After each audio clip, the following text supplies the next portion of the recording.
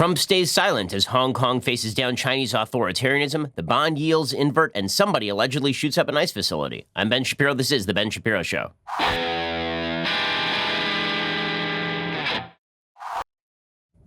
Oh man, a lot to get to today, and not very much of it good news, but we will get through all of it together, don't worry. It's a normal day just like any other, and together we will soldier through. We'll get to all of that in just 1 second. First, there are 1,000 different types of cars on the road. I mean, just look around at the cars on the road, and you will quickly realize that if you wanted to buy a part for any one of those specific cars, it would be very difficult to do so by going to your local auto parts store. The chances that they are completely in stock on the part that you need, very, very low. And this is where rockauto.com comes in. You know, you want to order the exact part that you need online rather than wait in line at a store for a part that probably ain't going to fit properly anyway or do the best job. Rock Auto solves that problem for you. It's a family business serving auto parts customers online for 20 years. Go to rockauto.com and shop for auto and body parts from hundreds of manufacturers. They have everything from engine control modules and brake parts to tail lamps, motor oil, even new carpet. Whether it's for your classic or daily driver, you can get everything you need in a few easy clicks delivered directly to your door. The rockauto.com catalog is super easy to navigate. You can quickly see all the parts available for your vehicle and filter by brands, specifications, and prices. Best of all, the prices over at rockauto.com are always reliably low, and the same for professionals and do-it-yourselfers. They've got amazing selection, reliably low prices, all the parts your car will ever need. rockauto.com. Go to rockauto.com right now. See all the parts available for your car, truck. Write Shapiro in their How Did You Hear About Us box so they know that we sent you. Again, write Shapiro in that How Did You Hear About Us box, and then they'll know that we sent you. Helps them, helps us. Go to rockauto.com. All righty. So the stock market is down again today. It is down again on fears about the future of the trade war, on slowdowns in the German economy, on slowdowns in the Chinese economy, particularly in the Chinese manufacturing sector. As of this morning, the Dow Jones Industrial Average had dropped over 400 points. It was down nearly 2%. The NASDAQ was down nearly 2%. A lot of uncertainty about the markets. And a lot of that is being triggered also by the fact that the main yield curve had just inverted. This is the first time this has happened since 2007. The last 3 times that the yield curve has inverted, that has prefaced a recession. So people are getting really worried at this point. According to CNBC.com, the yield on the benchmark 10-year Treasury note broke below the 2-year rate early on Wednesday, an odd bond market phenomenon that has been a reliable, albeit early, indicator for economic recessions. The yield on U.S. 30-year bonds fell to an all-time low, dropping past its prior record notched in summer of 2016. The moves show increasing worries about the global economy as investors rush into safe havens. Now, normally what you would expect is that you get a lower yield on short-term bonds than you do on long-term bonds. And that just makes perfect sense. I mean, the fact is that you are going to want more in return for storing your money with the government for 30 years than you'd want for storing your money with the government for 5. But when people have very little hope for the future of the stock market or alternative investments, the yield in the near term starts to drop on bonds. People start to run to bonds as safe haven. The yield starts to drop on short-term bonds, and it continues to remain at the level it was for long-term bonds. And that's when the yield curve so-called inverts. That is a sign of deep and surprising mistrust in the strength of the global economy at this point. Early on Wednesday, the yield on the benchmark 10-year Treasury note was at 1.623%, below the 2-year yield at 1.634%. In practice, that means that investors are better compensated for loaning the U.S. over 2 years than they are for loaning for 10 years. Again, that's because they don't want to loan for 2 years, right? So the government has to incentivize them to loan for 2 years by offering them higher rates. So this is not a good sign for the economy. And this comes in the midst of a lot of trade tension between the United States and China. That trade tension has been ratcheted up by the Trump administration, not for national security reasons purportedly, but for economic reasons. So President Trump came into office on the back of a promise to restore some sort of trade balance between the United States and China. As it turns out, the tariffs that he has imposed have actually exacerbated the trade imbalance between the United States and China. They've not made things all that much better, and they have resulted in less Chinese investment in U.S. assets because, after all, why would China invest in U.S. assets in the middle of a tariff war? So what we've seen is a slowdown in particular sectors of the economy, agriculture being the chief one, but also in manufacturing in the United States. And this came before the hubbub between China and Hong Kong. So just a few weeks ago, well, rather a couple of months ago, this controversy broke into the open regarding Hong Kong, which wanted to reassert some of its longstanding rights against the Chinese government. When the British government left Hong Kong and made a deal with China, the idea was that Hong Kong was still going to retain a heavy degree of independence. China has repeatedly violated that. The people of Hong Kong are sick of it, and millions of them have been chanting in the streets, marching in the streets, carrying American flags, calling for more civil liberties and more freedom. And China has responded with a crackdown. And now the only question is how harsh that crackdown is going to be. According to the New York Times, as of yesterday, anti-government protesters clashed with Hong Kong riot police on Tuesday, crippling the airport for the second straight day, targeting a potent symbol of the city's position as a global center of commerce and finance that is essential to China. The mass protests have forced the airport to suspend check-ins, creating long delays for passengers and forcing airlines to cancel hundreds of flights over the past 2 days. After a chaotic night, check-ins resumed on Wednesday morning. The airport warned that flights would be rescheduled. Hong Kong's flagship carrier said there would be a further flight disruption at short notice. The protests at the airport have been deeply tactical as the largely leaderless movement strikes at the vital economic artery, according to the New York Times. Hong Kong International Airport, which opened in 1998, a year after China reclaimed the territory from Britain, serves as a gateway to the rest of Asia. Sleek and well-run, the airport accommodates nearly 75 million passengers per year. Protesters are trying to intensify pressure on the government, which has refused to meet their demands. After earlier efforts to occupy local roads, shopping malls, and parks failed to produce concessions, they decided to shift their efforts to a more global stage, and there the protesters are handing out pamphlets in different languages explaining their position.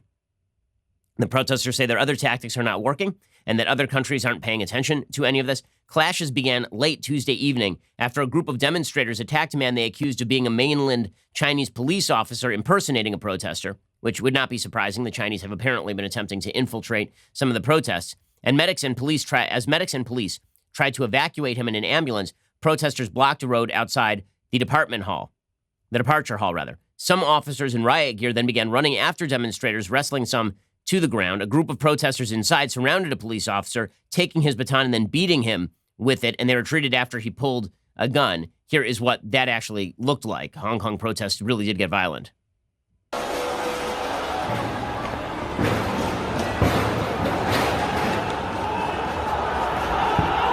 It started to get quite ugly. It could have gotten a lot uglier if this police officer had pulled his gun and shot somebody.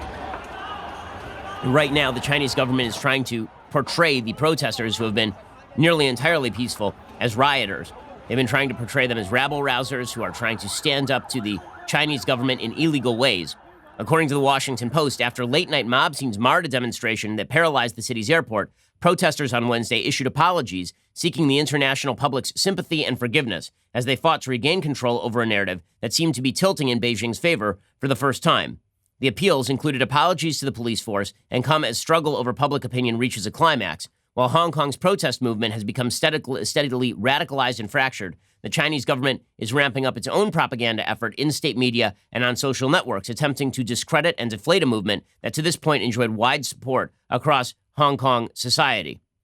The Chinese government is now labeling the protesters rioters, and they say that they are asking for self-destruction. Military vehicles have been massing nearby. President Trump tweeted that out yesterday. He said, "Our intelligence has informed us that the Chinese government is moving troops to the border with Hong Kong.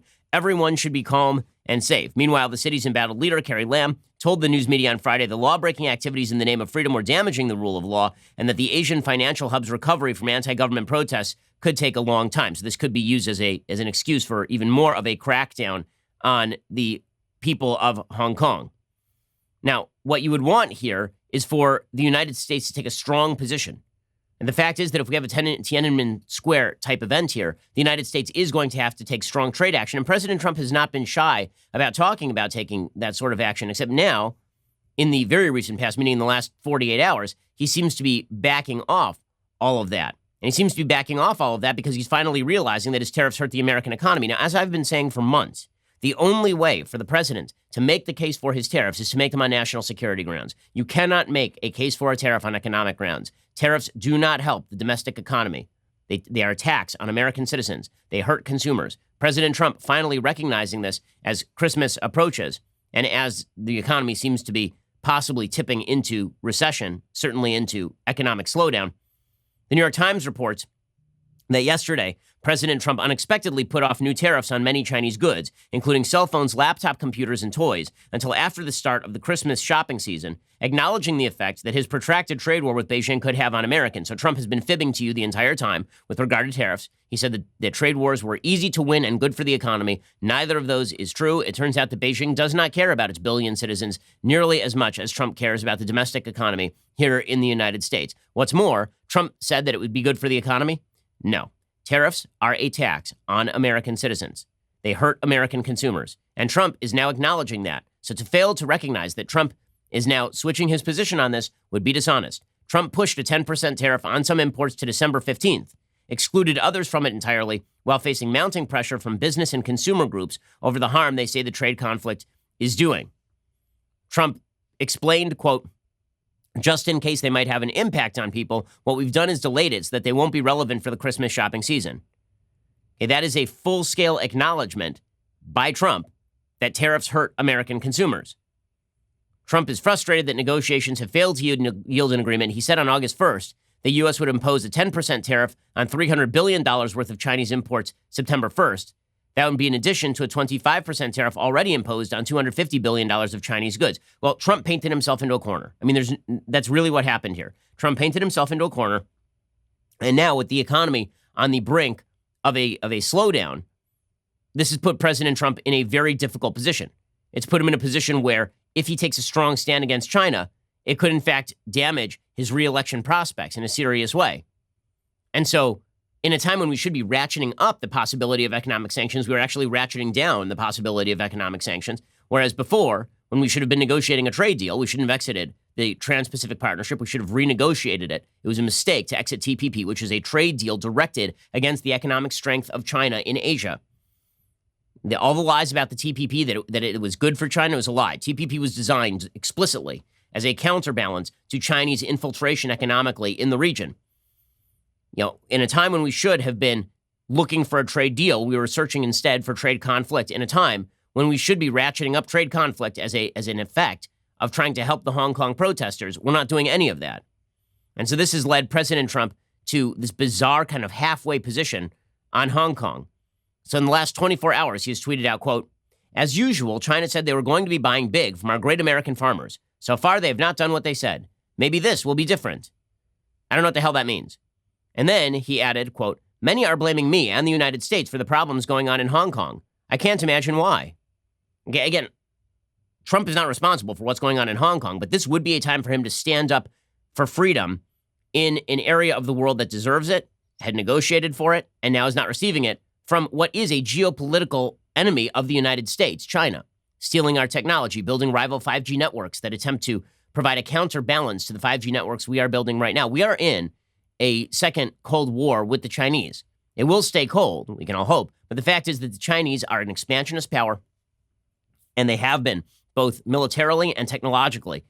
They're doing so at the expense of the United States, and the United States, if we're going to take harsh action against China, you need to make the case. Now, Trump has he keeps making this sort of weird case where Xi Jinping is his best friend, and we're great, we're going to negotiate a deal together, and then at the same time, the Chinese keep jacking us, and the Chinese are the worst, and they're cheating us, and they're stealing our manufacturing jobs. Explain what it is you are doing, President Trump, if you want the American people to be with you. And especially, again, in the midst of a time when there are protesters in the streets in Hong Kong who may be mowed down by the Chinese government in the very near future, this would be a time for you to stand up and say, this is why we have been putting tariffs on China. It's because of crap like this that we've been putting tariffs on China. And as JFK put it, we will bear any burden in the name of liberty. And I'm sorry, but getting slightly more expensive goods from China in the name of liberty doesn't seem like all that much of a burden to bear to help the people of Hong Kong who are flying the American flag while they are protesting for their freedom. But that's not the kind of statement that Trump is making right now. Now, Barack Obama, back in 2009, had the opportunity to stand with protesters against the Iranian regime.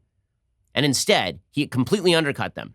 And he suggested that it was an Iranian internal problem, and the protesters were mowed down in the streets, and the Iranian government instead got a sweetheart deal from the American government. It was disgusting. You don't want the same thing from the Trump administration with regard to China if they should run roughshod over the protesters for human rights and democracy in Hong Kong. You know, Trump's only statement with regard to Hong Kong directly, he said, our intelligence has informed us that the Chinese government is moving troops to the border with Hong Kong. Everyone should be calm and safe. Okay, that's not exactly a ringing endorsement of the protesters' aims here. In fact, it's pretty milquetoast. And Trump was elected for his tough talk. Now, in a second, I want to talk about the practicality versus the moral character question in foreign policy, because I understand what President Trump's defenders on this score are going to say. We'll get to that in just 1 second. First, let's talk about the post office. So I honestly kind of like the post office, but the fact is, last time I went to the post office, I ran inside for 5 minutes. I came back out. There was a parking ticket. There are dangers attendant to parking outside of a post office in Los Angeles, namely that the only efficient part of Los Angeles government is not removing the trash from the streets, removing the open needles from the streets, or making sure that homeless people don't sleep under every single overhang. No, what they are great at is the traffic tickets. Fantastic at it. So my deal, not going to the post office again. Instead, I use Stamps.com. Stamps.com brings all the amazing services of the U.S. Postal Service directly to your computer. Whether you're a small office sending invoices, an online seller shipping out products, even a warehouse sending thousands of packages a day, Stamps.com can handle it all with ease. Simply use your computer to print official U.S. postage 24/7 for any letter, any package, any class of mail, anywhere you want to send it. Once your mail is ready, just hand it to your mail carrier or drop it in a mailbox. It is indeed that simple. With Stamps.com, you get 5 cents off every first-class stamp, up to 40% off priority mail. Not to mention, fraction of the cost of those expensive postage meters. Right now, my listeners get a special offer. It includes a 4-week trial plus free postage and a digital scale. No long-term commitment. Just go to Stamps.com, click on that microphone at the top of the homepage, type in promo code Shapiro. That's Stamps.com, and use Shapiro to get that special deal. 4-week trial, free postage, digital scale, no long-term commitment. Hell of a deal. Shapiro. Enter it in the top of the homepage on the microphone when you go to Stamps.com. Okay, so President Trump was asked about the Hong Kong situation verbally, and here is what Trump had to say. Well, the Hong Kong thing is a very tough situation. Very tough. We'll see what happens, but I'm sure it'll work out. I hope it works out for everybody, including China, by the way. Okay, so the case for Trump doing this is that he doesn't want to make trade negotiations harder, that he's not willing to take any explicit action against Hong Kong, that practicality overcomes morality. But the fact is that even by Trumpian standards, this is really kind of bizarre and weak. It is not up to Trump's par. Like Trump doesn't even he doesn't seem to understand necessarily what seems to be in dispute. When he says the Hong Kong thing is a very tough situation, very tough, we'll see what happens. That's sort of his normal Trump pablum, the sort of normal Trumpian pap for when he's asked a question that he doesn't really know anything about, and he sort of just mumbles about it. You know, this would be the time when Trump should stand up with the protesters. In fact, his own administration, there are members of his own administration who are being a lot more clear about this. A senior administration official recently told CNBC, quote, "Freedom of expression and assembly are core values we share with the people of Hong Kong. Those freedoms should be protected. The U.S. firmly rejects the notion that we are sponsoring or inciting the demonstrations." Again, that is sort of splitting the baby a little bit. But what you have seen from Mitch McConnell, what you have seen from Nancy Pelosi, what you've seen across the political aisle is a general support for the protesters. You're not seeing that from the Trump administration. Now, people are going to say, again, that's a practical move by President Trump. What do you expect him to do? Go to war with China or arm the protesters? No one's talking about that. But again, this is a guy who declared a trade war with China on the basis of them supposedly cheating us. Would it not behoove him to make similar threats with regard to them running roughshod over protesters? That if they should trash their own protesters, if they should kill a bunch of protesters or run them over with tanks or something, that the United States will take harsh and appropriate non-military action, economic sanctions action, that we certainly will do, right? Trump is not going to sit still for that. So wouldn't you want to issue some sort of threat at this point? Issue some sort of form of support for the Hong Kong protesters? Now, practicality and moral rhetoric do not have to be on opposite sides. Ronald Reagan was able to call the Soviet Union an evil empire even as he was negotiating with them. So this weird notion that you have to either kowtow rhetorically to a country or go to war with them is just not proved by anything in American history. Very often, the very people we are negotiating with are the people that we are speaking most harshly about in order to bring them to the table. Trump likes to kind of wheedle people into deals, but his wheedling hasn't produced a deal with North Korea. I understand that everybody is very up on Trump's negotiations with North Korea. They've produced nothing. Literally nothing, except the legitimization of the North Korean regime. That's it. So before we get into this is a masterclass in negotiation, how about we see some good results from one of these negotiations, and then you can talk about the masterclass. In fact, the areas where Trump actually has accomplished something with negotiating tactics are the areas where he has been the harshest. With regard to Mexico, for example, right? He was able to negotiate a quasi-immigration deal with Mexico to keep many illegal immigrants in Mexico, to have them strengthen their own southern border. He did that by threatening them. President Trump is more effective when he is the braggadocious bully that he typically is, not when he is doing the wheedling, glad-handing routine with dictators in Turkey or China or anywhere else on the planet. It's a bad look. It really is a nasty look. Now, meanwhile, the media continue to push forward the idea that President Trump's rhetoric is inherently awful and violent. This is the narrative that they continue to push. And it's really kind of ridiculous. Okay, so listen, when Trump says stuff that I think is disgusting, as I've said many times, pretty much every day, I will call it out. But the media are now running with the idea that he is responsible for acts of violence across the country. And the way they are doing this is by falsifying the statistics. This has become part of the Democratic 2020 pitch. So this is a coordinated pitch between the Democrats 2020 and the media. I'm not saying they're formally coordinating this. I'm saying that the media are a Democratic Party outlet, and mainstream media spend an awful lot of time parroting Democratic talking points. So it is no coincidence that even as Democrats argue that Trump is responsible for the El Paso shooting, the media are picking up on that, and they are running with it. So, for example, you've got Beto O'Rourke, who's going to deliver a campaign reset speech on Thursday, which is hilarious, right? Beto has been in the race for just a few months. He's already had 2 campaign resets. Apparently, he's going to deliver his first major written address on Thursday. Well, good for him. As Stephen Miller, not the Stephen Miller from the administration, but another Stephen Miller, put it on Twitter, and I'm playing a sold-out concert in my living room. Like, who cares that Beto O'Rourke making a major campaign speech is like me making a major campaign speech? I'm not running, and really neither is he. But apparently he's delivering a major campaign speech, and you can guess exactly what it's about. It's about how Trump is a horrible, no good, terrible, very, very bad man. According to NBC News, former Texas Representative O'Rourke plans to deliver that first major written address on Thursday, offering a reset of his presidential campaign. The wheels fell off the skateboard, brah. A new focus and fresh strategy for going forward in the wake of a mass shooting in O'Rourke's hometown. O'Rourke will recommit to holding President Trump accountable for the state of the country and focus on the stakes of removing a president from office whom he has explicitly linked to the deaths of fellow El Pasoans, according to a senior campaign official. He'll focus heavily on 3 key issues: racism, white supremacy, and guns, and plans to propose what the campaign calls new bold solutions. The new bold solutions involve Beto O'Rourke going on TV and talking about these things while waving his hands wildly like a bizarre windmill. That's his solution. Okay, but the media are they're all in on that particular narrative. So Mike Levine, reporting, remember this isn't an opinion piece, reporting for ABC News. He says this is the headline: no blame. ABC News finds 36 cases invoking Trump in connection with violence, threats, and alleged assaults. So Trump is responsible for all of the violence and all of the threats and all of these alleged assaults, 36 of them. By the way, last I checked, there are like 330 million people in the country. So 36 crimes in which people invoked Trump in a court proceeding. Okay, spare me the wave of Trumpian violence racking the nation. There's not a lot of evidence for that. And as we'll see from this particular study, the study itself is skewed to achieve a particular result. And you can tell, I mean, this is a case example of media bias. It's pretty stunning. We'll get to that in just one second. First, and there are a lot of options. When you go to the store and you need shaving products, you go to the store and just tons of shaving. You don't know which ones are good. You don't know which ones are bad. Many of them are overpriced. You know, it'd be great not having to go to the store at all. And this is where Dollar Shave Club comes in. Dollar Shave Club helps make your life easier, taking out the guesswork and guaranteeing quality shaving products. They've got really fantastic products. They got this executive razor. I use it under my jawline, but they've also got fantastic shave butter. They've got all sorts of soaps and shampoos. They have this amber lavender body cleanser that is just delightful. I mean, it is calming and soothing.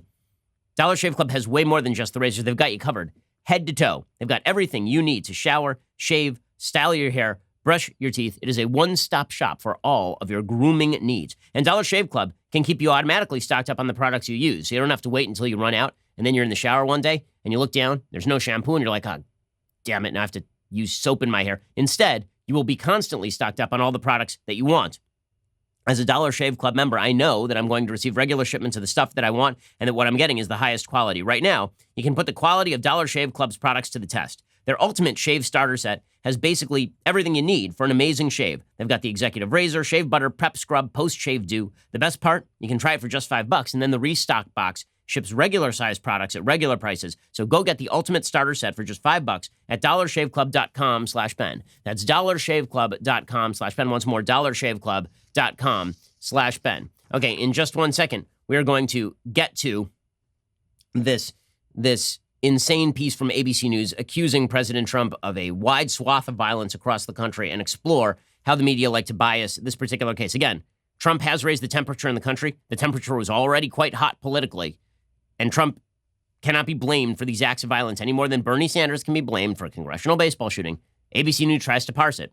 I'll explain in just 1 second. First, you have to go over to dailywire.com and subscribe. When you do, then you get all sorts of goodies. You get the Leftist Tears Hot or Cold Tumbler for $99 a year. The annual subscription. It's fantastic. You also get access behind the scenes. You get to ask me questions in the mailbag. You get to get early access to our events. You get 2 additional hours of the show. I mean, for goodness sake, I'm working my tail off for you here. All you have to do is go subscribe. You get this. Look, we even brought it on the road. The very greatest in beverage vessels, that Leftist Tears Hot or Cold Tumbler. Look at that. We always bring it on the road, but this time I have deactivated the cloaking device that we normally use on the road to keep it safe. So it's an amazing piece of vesselware. I mean, just incredible. It's like the holy grail of political vesselware. So go check that out. We are the largest, fastest growing conservative podcast and radio show in the nation.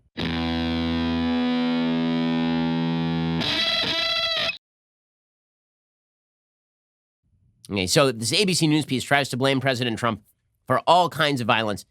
Again, the title of the piece, No Blame. ABC News finds 36 cases invoking Trump in connection with violence, threats, and alleged assaults. And here's what the piece says. Again, this is journalisming of the highest order. Serious journalisming.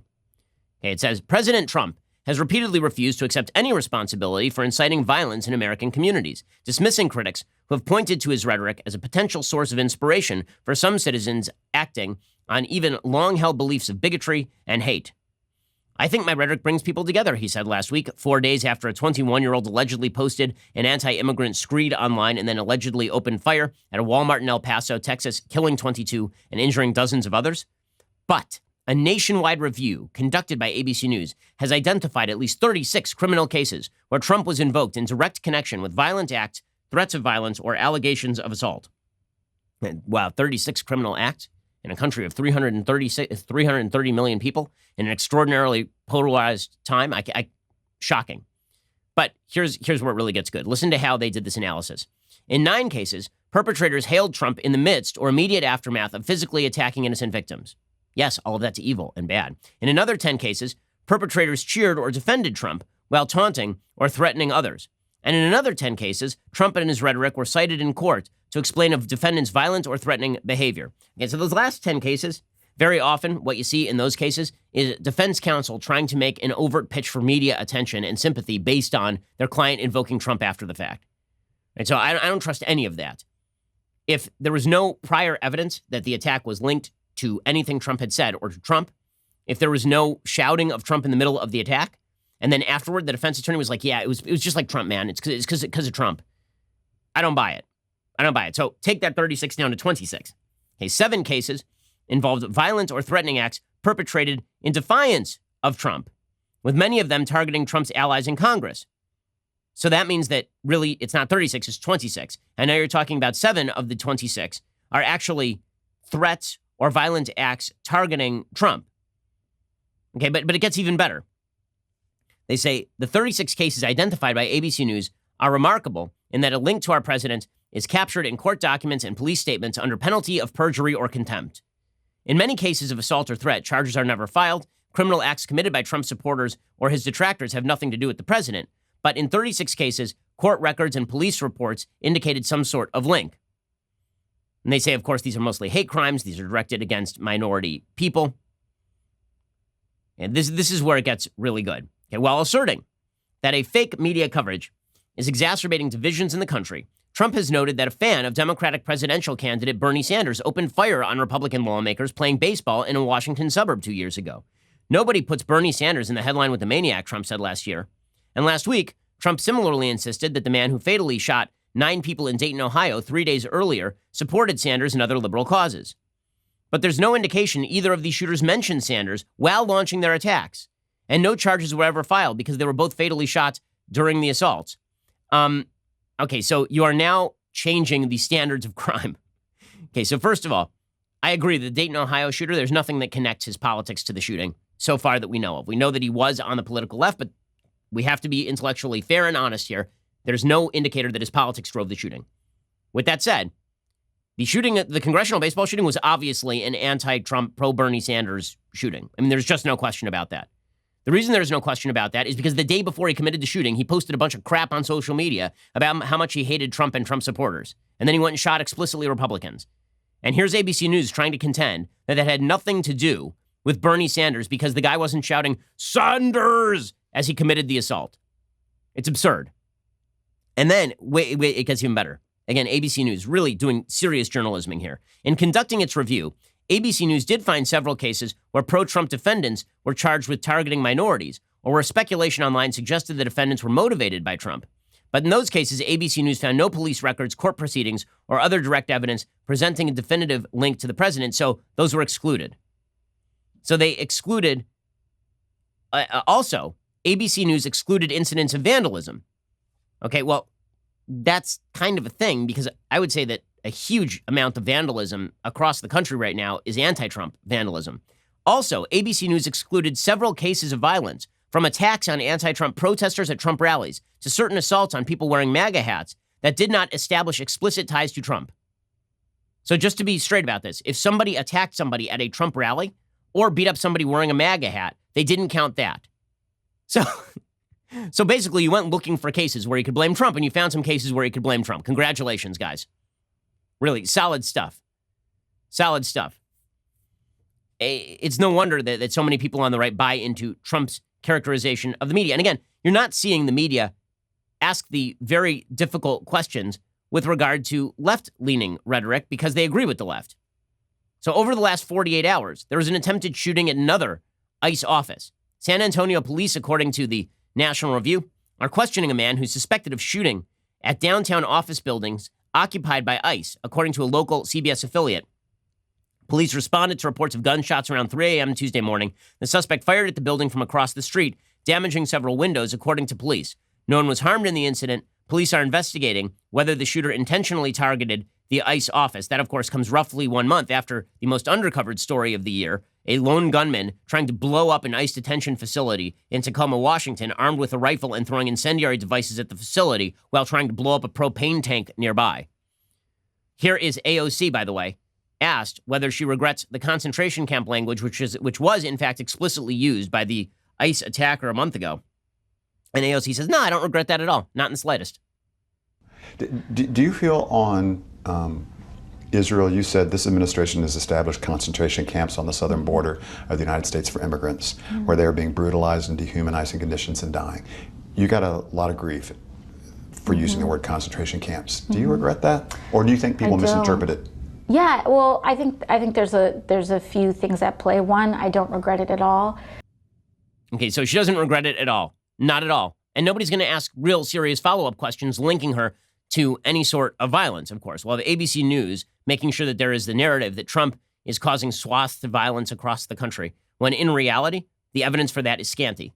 And then we'll see the left trying to defend AOC as the brightest and wisest among us. And Bernie Sanders has nothing to do with the congressional baseball shooter, even if Trump is responsible for El Paso or some such silliness like that. Again, this is why people on the right don't trust the media. Another great example of why people on the right don't trust the media. So today, there's a big controversy over Ken Cuccinelli. Ken Cuccinelli is the acting U.S. Citizenship and Immigration Services Director, former senatorial candidate in Virginia.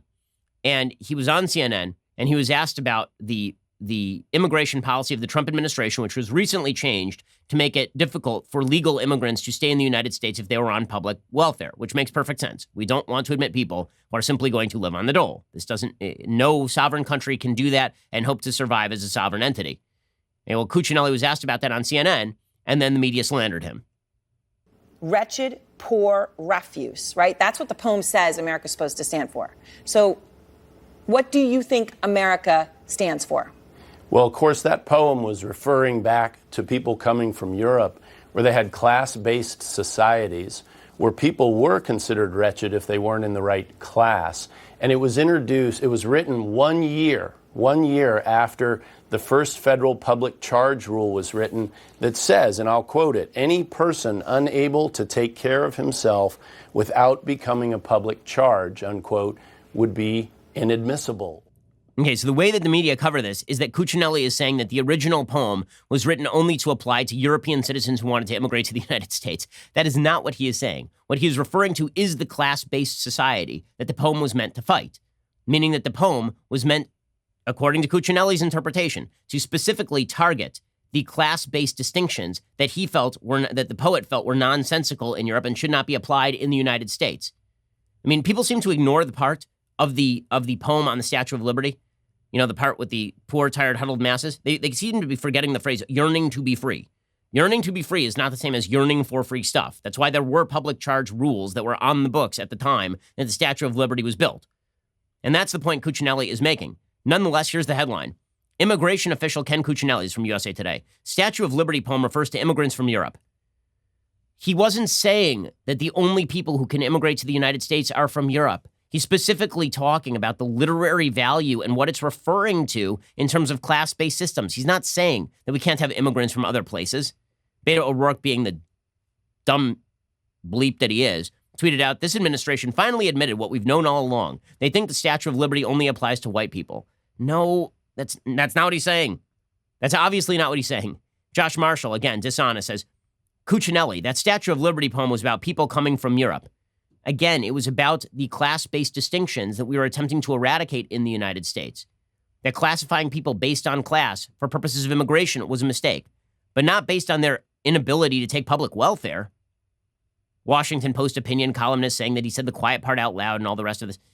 Okay, this is why it's lack of endemic trust that leads to this gap between what people see as practicality and moral character. So for the left, because Donald Trump is Hitler, and because everybody on the right is Hitlerian in intent and effect, because of all of that, anything is justified, including lying.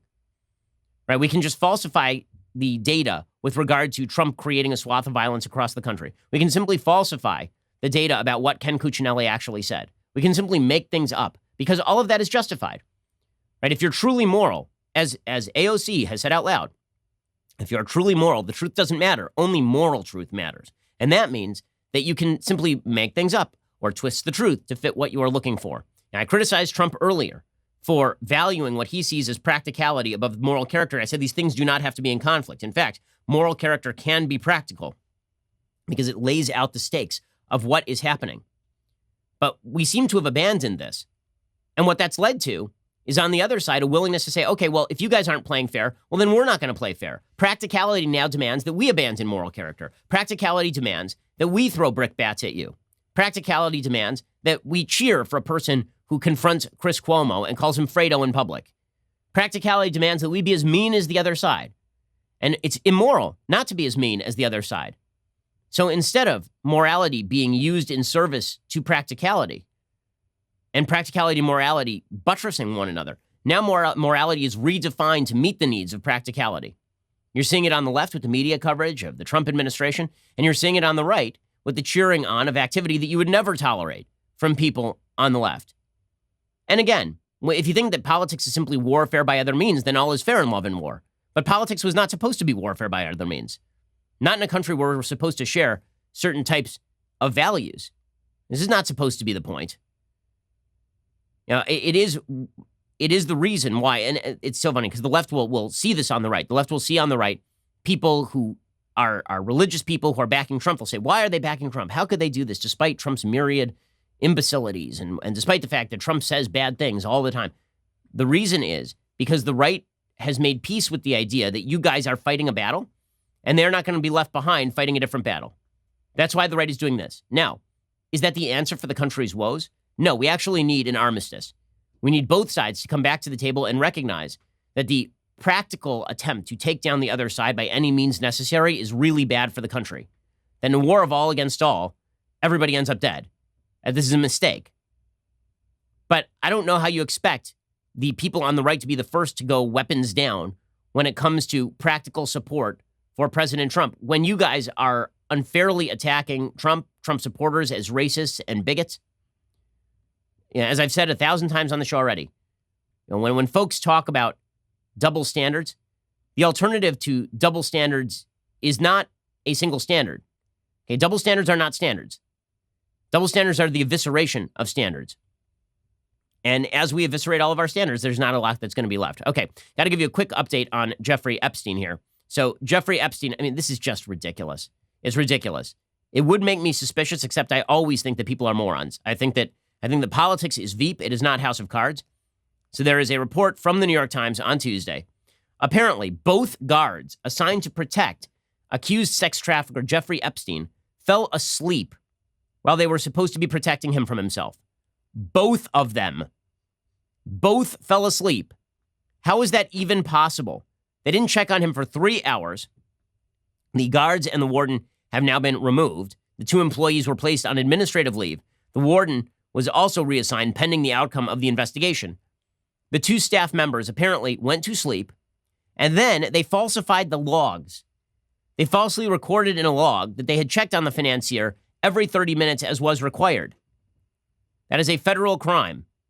In fact, the 2 people guarding Epstein had been asleep for some or all of the 3 hours, according to 3 of the officials. Insane. You want to give fodder to conspiracy theorists? How about you say both guards simply gave up and went to sleep and then falsified the logs afterward? Well done, everyone. I think we should trust these folks with our healthcare, don't you? I really think that everybody in government, they're the best. And we should trust them to run our economy. We should trust them to run our healthcare. That's the only way, really, to make everything all better. Unbelievable. And meanwhile, the 2020 Democrats are getting weirder and weirder. Actually, New York Mayor Bill de Blasio is now engaging in open conspiracy theorizing. So remember when it was a big deal that Trump did it? Well, de Blasio is now doing it openly. He was on Fox Business on Tuesday. He said it was too convenient that Epstein would commit suicide just as he was about to implicate many other powerful people.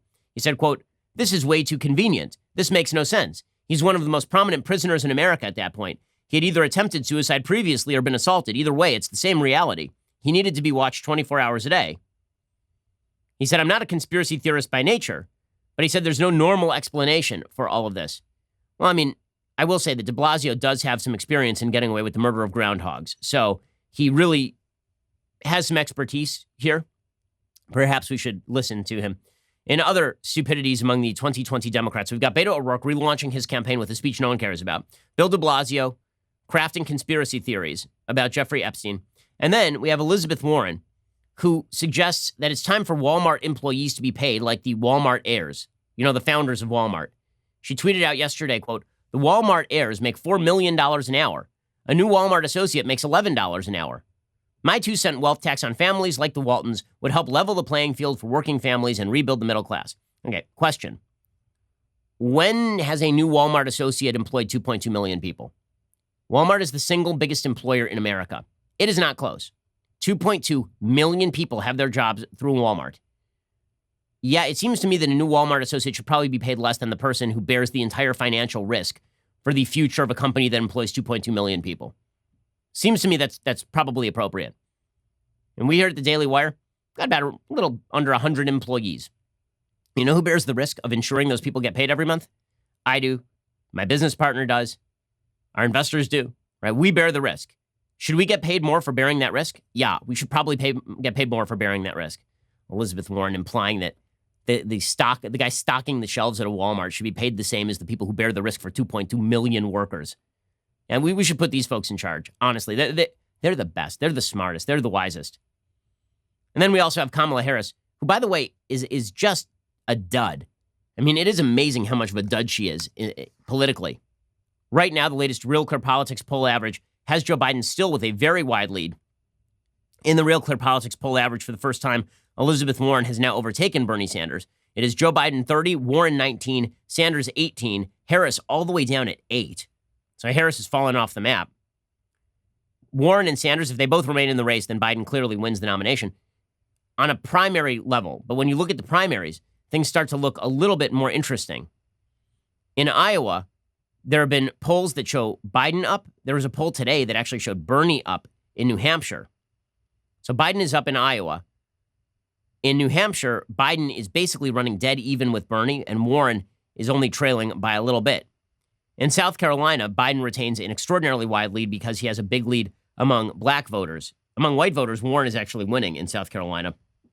But something like 60% of the primary base in South Carolina is black, and Biden is blowing everybody out among those voters.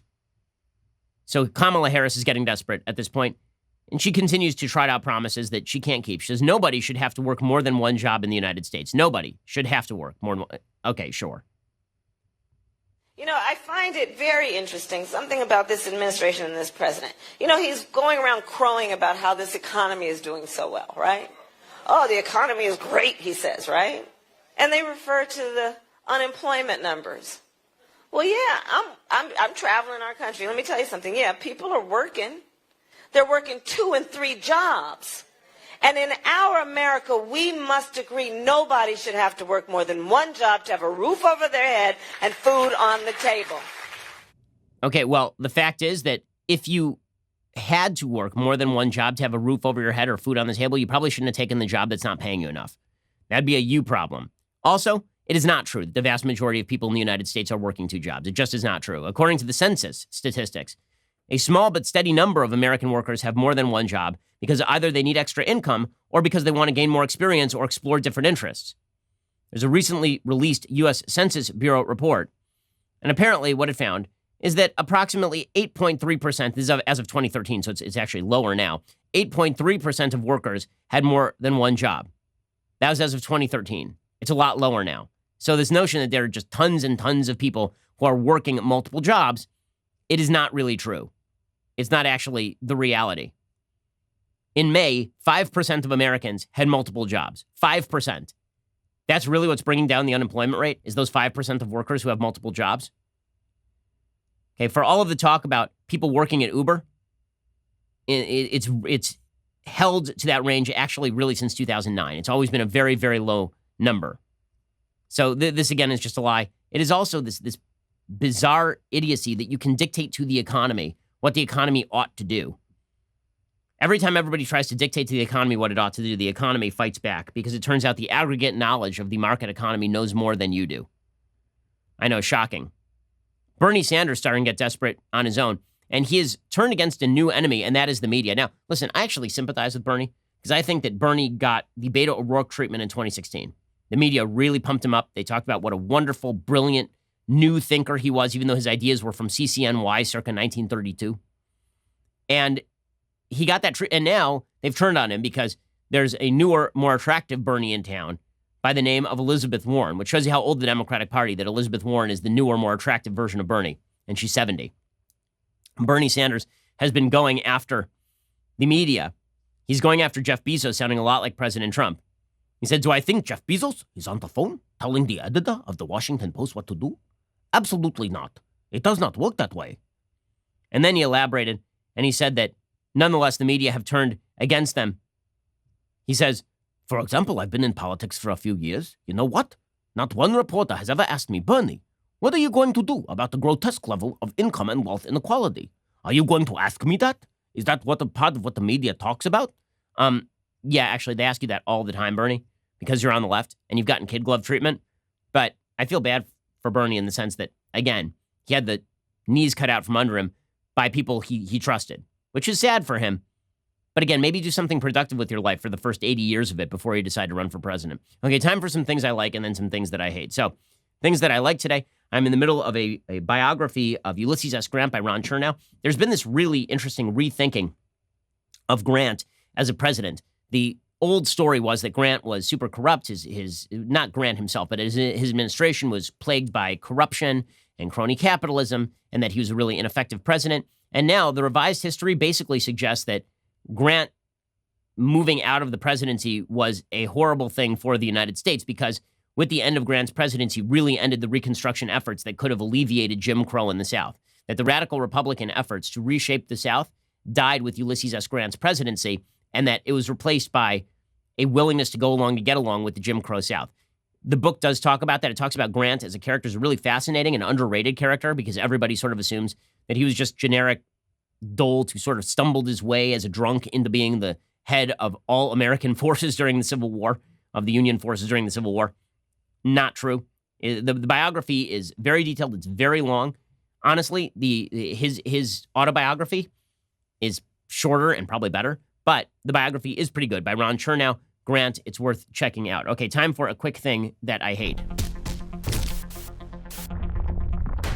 Okay, so there's been a lot of talk in the last couple of weeks about the Trump administration weakening the Endangered Species Act. The idea is that the Trump administration is going out there and hunting bald eagles. That somewhere Trump is going out there with a 223. He's like, you know what? I'm going to bag me a bird today. Boom, boom, boom. And that's not what's going on here. The Endangered Species Act has been too broadly applied, generally speaking. The Endangered Species Act was applied under the Obama administration to apply to areas that once were used by animals but no longer are, or could be used by animals in the future, but are not being used by those animals right now. And what that means is that the federal government has been ruling off limits more and more land. And there was a piece back in 2013 by David Vitter, senator from Louisiana, in which he talked about the Obama administration using the Endangered Species Act in order to basically trump and trample on local authorities and the ability of business people to do their business. He said Obama's policymakers often act nefariously through a tactic called sue and settle. They settle litigation with their allies and environmental groups behind closed doors in a way that advances their far-left agenda, blocking out of the process those citizens, states, and local governments affected by their decisions and their subsequent rules and regulations. So here's how it works. One or more far-left environmental groups sue the federal government, in this case under the Endangered Species Act, claiming that the government is not satisfying its regulatory obligations. Then the groups and their friends in the administration draft a settlement agreement completely behind closed doors.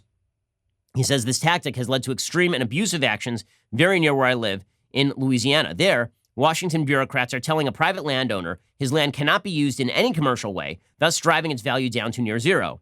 This is all to protect the dusky gopher frog, a species that's alive and well in Mississippi, but has literally not been spotted in that part of Louisiana for nearly 50 years.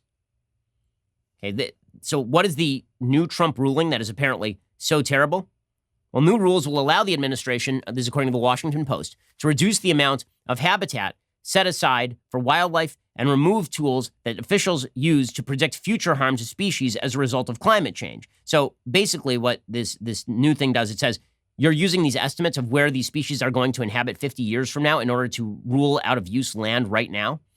And we're going to instead look at economic impact on that. We're going to start taking economic impact into account, which should be part of the conversation. Economics is merely the study of trade-offs. And pretending that there are no trade-offs when you ban the use of land to preserve the dusky gopher frog that is in Mississippi but not in Louisiana, that's a mistake. Wilbur Ross, the Commerce Secretary, said the revisions finalized with this rulemaking fit squarely within the president's mandate of easing the regulatory burden on the American public without sacrificing our species protection and recovery goals. Of course, the left is reacting by suggesting that this is an attempt to destroy endangered species. Under the administration's new rules, it would have been nearly impossible to designate the polar bear as threatened in 2010 because of the loss of sea ice in the Arctic, one of the fastest warming areas in the world.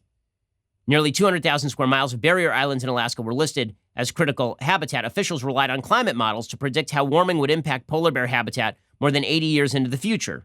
The new rules called such predictions in doubt and said officials can now only determine impacts in what it described vaguely as the foreseeable future.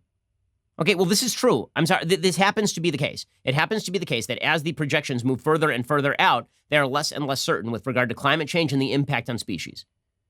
Now, I remember there was talk about opening the Arctic National Wildlife Refuge to drilling and how this was going to drive down the caribou population. Instead, it turns out that the caribou liked the heat from the pipelines, and so they go there to mate. So there are lots more caribou. If all of this were as simple and predictable as environmentalists wish that it were, it would be a lot easier. The new rules limit the area of land that can be protected to help species recover and survive. Currently, land that plants and animals occupy is set aside for their protection, in addition to areas they once occupied or might need in the future. Could it get any vaguer than that? Now, critical habitat that is not occupied might not be protected, opening it up for other forms of development. Also, a rule change stripped away language that said that the secretary, the Commerce Secretary and the Interior Secretary, shall make a listing determination solely on the basis of the best scientific and commercial information regarding a species' status, regardless of cost.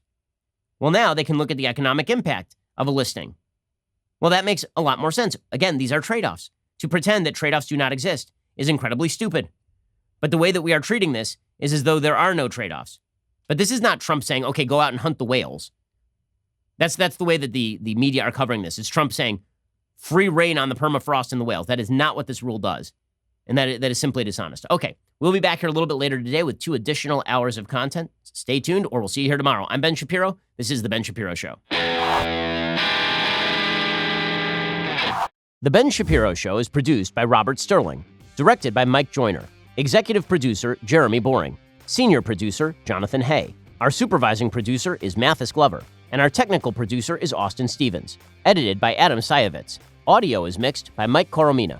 Hair and makeup is by Jesua Olvera. Production assistant Nick Sheehan. The Ben Shapiro Show is a Daily Wire production. Copyright Daily Wire 2019. Hey everybody, it's Andrew Klavan, host of The Andrew Klavan Show. You know, some people are depressed because the American Republic is collapsing, the end of days is approaching, and the moon has turned to blood. But on The Andrew Klavan Show, that's where the fun just gets started. So come on over to The Andrew Klavan Show and laugh your way through the apocalypse with me, Andrew Klavan.